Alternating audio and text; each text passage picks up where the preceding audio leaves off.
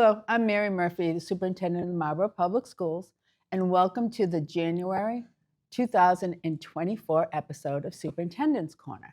And joining me today, let's go around the table first. I'm RJ Skaza, the Assistant Superintendent of Teaching and Learning. Jody O'Brien, Assistant Superintendent of Student Services and Equity. Jill Regan, the Director of the Early Childhood Center. Thank you, Jill, for joining us today. We always like to start these episodes by sharing a little bit about our guests. And you have been at the Early Childhood Center for a number of years. Do you want to share a little bit of your experiences before you joined Marlborough and what you've been doing since you've been here? So prior to coming to Marlborough, I started working early intervention as an in-home therapist. And then from there, I graduated with my undergrad and got a teaching position in Fitchburg with my moderate license as a substantially separate teacher. Then I got my severe license, continued teaching, and then I was a behavior specialist for the district. Started getting some admin experience and then applied to you guys, and I'm here now. And how long have you been with us? This is my 5th year here at Marlborough. I started as the ETL for the ECC, and this is my first year as the director. Yeah, and we're so thrilled that you're with us and leading the Early Childhood Center. So thank you. So last night, it's funny that we had a whole district-wide meeting. We had over 70 people in the Whitcomb Commons, and one of the things we were talking about is our next plan for our Student Opportunity Act. And we briefly discussed what our last goal and what we used the funds for in the past. And basically, it was all focused on expanding our early childhood opportunities for our community and our students. Do you want to share a little bit about what those steps have been since you've been at the Marlborough Early Childhood Center? Absolutely. So when I first started, we only had 4 full-day programs. We had 3 half-day programs. And with that initiative, we now have 7 full-day programs. We have 4 half-day programs.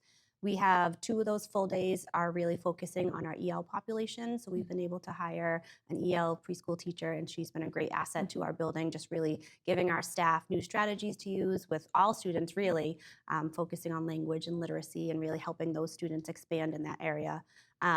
We have our 2 substantially separate programs, and we're just continuing to add as many classrooms in the spaces we have left, and just continuing to just add additional supplies and equipment to our program, which is really helping. One of the other things that we talked about, a couple of different things, is that when you first came to the Early Childhood Center, there was a tuition, was there? Yep. And now it is tuition free? Yes, yep. So tuition free, there's no tuition, which has been great. It was a barrier for some families, and we've really been able to open our doors to all Marlborough students that are able to come and join us. That's great. And part of that evolution is with your curriculum and instruction at the preschool level too, and you are replicating some of what's happening at the elementary level and preparing your preschool students for elementary school when they enter K. Can you tell us a little bit about that curriculum that you are implementing? Yeah. So the curriculum that we're using is really just a baseline and sort of a first time for our preschoolers to see. Because it's the same curriculum that's used in the kindergarten. So it's really a good way for them to get prepared for kindergarten. So we're using Foundations in Heggerty for our literacy programs. We just introduced assessing math concepts this year for our PK1 students, which are our older students. And that's been really beneficial in making sure we have consistent and same experiences for students. And then for our SEL, we're using Second Step, which again is a gateway into the kindergarten curriculum. That's great. Not only do we have curriculum, but there's a lot of fun that goes on down at ECC for our preschool students as well as their families. I know you have usually a fall and a spring event. I want to talk about a little bit about what you do that invites community members. Yeah, so we have a home and school program, which is parent volunteers, president, vice president, treasurer, all that good stuff. And they really help us with fundraisers to bring enrichment programs to our school. So in the fall, we had our Scarecrow Festival, which was really great. I think it was the biggest turnout we ever had. We ran out of pizza really, really fast, which was great. This winter, actually next month, we're doing a movie night on February 15th. So that will be fun to have a movie night and everybody can come watch Paw Patrol, and we'll have some special guests. And then in March, we haven't come up with a definite name yet, but something around the luck of test your luck or try your luck, and there'll be raffle baskets, and we're going to have door contest prizes and just lots of fun for our students during school, and then additionally in the evening once the families are able to join us. Yep. And you do like a touch a truck Yep. event. Yep. So that's mainly been for our summer program. We've had Touch a Truck where the DPW has brought down all sorts of trucks and all the imaginable things that kids want to see. We had one picture one year where they were all sitting in the loader, and it was just funny to see how many kids we could fit in it. So that usually happens with our summer program, where the DPW is really great about partnering with us and bringing those vehicles down for our kids to experience.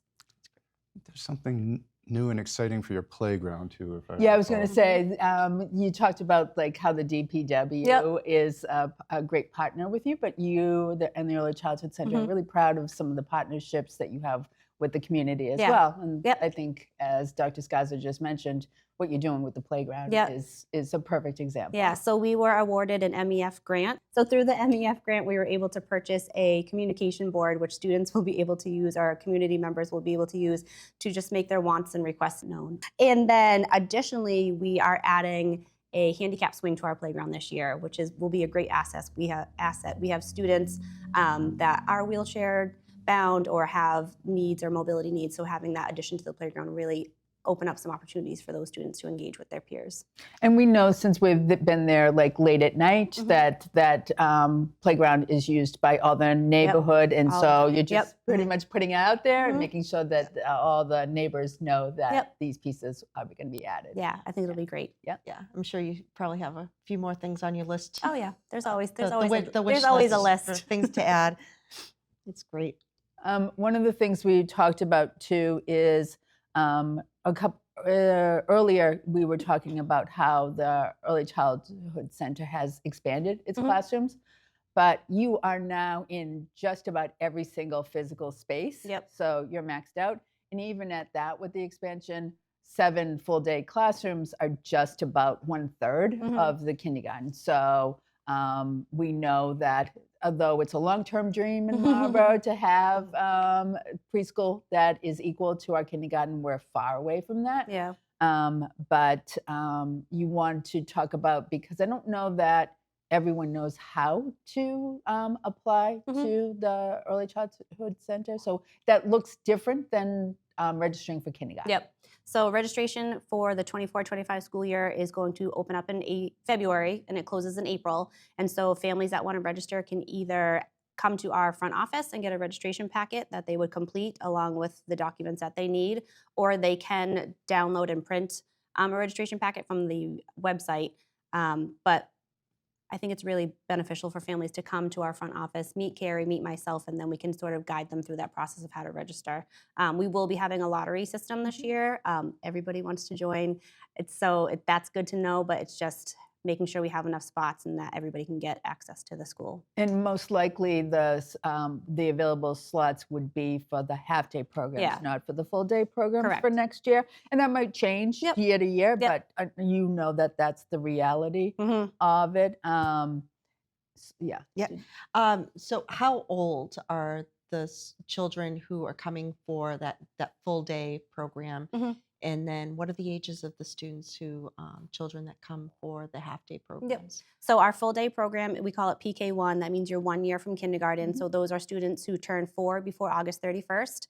PK2, 2 years away from kindergarten. Those are our half-day programs. So we have morning sessions and afternoon sessions, and you have to be 3 before August 31st. And then we do addition with the expansion was we added our PK3 program back. So that is for students who are 2.9 before August 31st. And so they have a 2-day half-day program. So it's either Monday, Wednesday, or Tuesday, Thursday. And that's really been beneficial just to sort of get them just to understand the building, step away from mom and dad or grandma and grandpa for a few hours and just get acclimated to the building and the routines. And then you can tell those students that when they go to PK2 and PK1 really understand the expectations of being in school.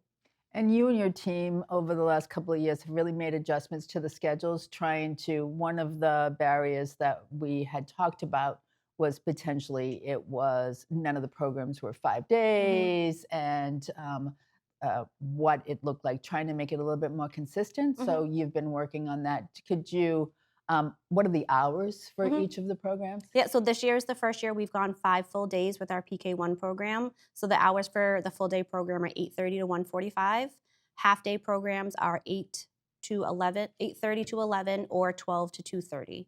And then, yes, like you said, Mary, going those 5 full days has been really great for the students. Again, prepping them for kindergarten and then just making better opportunities for families to either find daycare for after school or be able to have part-time jobs if that's something that's beneficial to their families. And speaking of part-time jobs, that was Mhm. something that we Mhm. also wanted to Yes. share because you have such a wonderful, loving community. Yep. Are you looking for any So staff yes, we members? definitely are hiring. We are still looking for an EL para. We do need some more behavior techs, and we always love Yeah. substitutes to come in and just fill in for when teachers are sick or if they have a meeting. But it's been really great. We've had a lot of people join our team this year, and it's a very welcoming community, and everybody gets along, and it's been going really well so far. We've been able to have enough coverage to cover those vacancies, but if we could have permanent positions filled, that would be more beneficial for us. And it was really important for both the Early Childhood Center and the community at large to try to, as you were adjusting your hours, to make sure that they allowed parents to both drop off and pick up at the Early Childhood Center and the elementary schools, because we know that juggling those schedules can be difficult for some parents. So that is something that might work for an elementary parent to come and work at the Early Childhood Center. Absolutely, yeah. I think one thing that is unique with ECC is the number of referrals that you receive for special education as well. As part of Child Find, we have to make sure that we're looking for any child who is approaching the age of 3 and whether or not they have to find out whether or not they have a disability and if they need services from the public schools. So can you talk a little bit about your partnership with early intervention and how does that process work as far as if a parent doesn't know whether or not their child has special education needs or not? Yep. So a lot of our special education referrals do come from early intervention. We have a really good partnership with early intervention, and they really give us time in advance to let us know if they have concerns for a student that is approaching the age of 3. So partnering with them to really observe those students, meet those families, and see if the services that they're receiving in early intervention will transition into an educational disability, because that's what we're really looking for. If it's an educational disability, if there's a need from us that we can help support them with. So we've been working with them on that. But additionally, if families do have concerns and they're not involved in early intervention, they can reach out to us. And I always tell parents, even if you don't know, or if you're questioning it, or if a neighbor says something's off, just call us and we can either have a conversation, we can give you strategies, we can start with a screening. It doesn't mean that your child has a disability, that they have to have special education services. You may just need some strategies and ideas. And we've been able to help a lot of families with that. And a lot of that happens on Fridays. And the teachers who are doing half-day programs take that time on Fridays to be able to do those screenings and those evaluations. But you also have other things that are going on Fridays as far as the Cub Club. Yep. What's that about? Yep. So Fridays, like you said, are primarily for screenings and evaluations, but we do have a Cub Club, which invites community students or early intervention students to come and just see the classroom. So being in a room during an evaluation time with a bunch of adults looking at you can be sort of intimidating, but by inviting them into the classroom where they can play with the toys and they can explore, we can really see what they're capable of doing. They kind of calm down a little bit, and we can see that they are using their language or they are able to interact with toys and peers appropriately. So the Cub Club's been really eye-opening and giving us extra additional information to really determine if a student has a disability or not. So it's like a play date. Yep. It's a glorified play date with lots of teachers. That's great. Promoting a love for reading is something that the ECC has traditionally done. Can you tell us a little bit about the 1,000 books? Yep. So we run the 1,000 book program. It's completely volunteers from our home and school and additional parents that are able to find time to help us. So we have, my goodness, about 200 to 300 bags of books in sets of 10. And so that's how we keep it organized. And it starts as soon as you hit PK3, and you can go all the way through PK1, and you get a bag of books sent home, and you read as much as you can, and then you return them, and then our volunteers log those. And if you hit 1,000 books, by kindergarten or before kindergarten, we have a great celebration with school committee. And then obviously there are sort of benchmarks along the way. If you don't hit 1,000 books, we still want to celebrate you because it is very important to really read as much as you can and give that love of reading early before students go off into kindergarten and higher grades. And the reading doesn't get as fun then.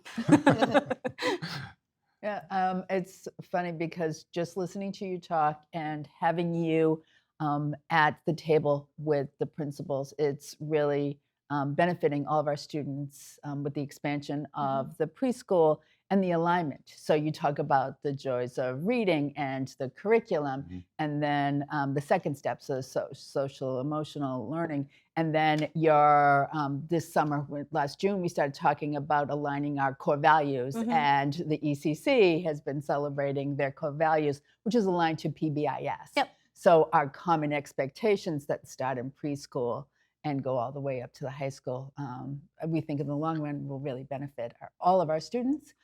So thank you for all of your work. Thank you. Anything else? No, thank you so much. Thank you. Thank you for having me. Thank you. You're welcome. So thank you for joining us for this episode of Superintendent's Corner. We hope to see you next month.